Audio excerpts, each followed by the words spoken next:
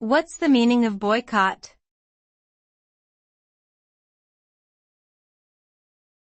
Boycott.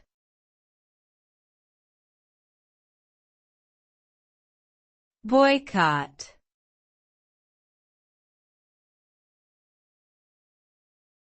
Boycott.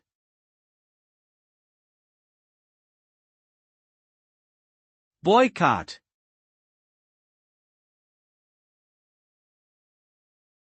Boycott is an act of protest or a form of social and political action in which people refuse to engage in certain activities or transactions with a person, organization, or country, usually to express disapproval or to force a change in their behavior or policy.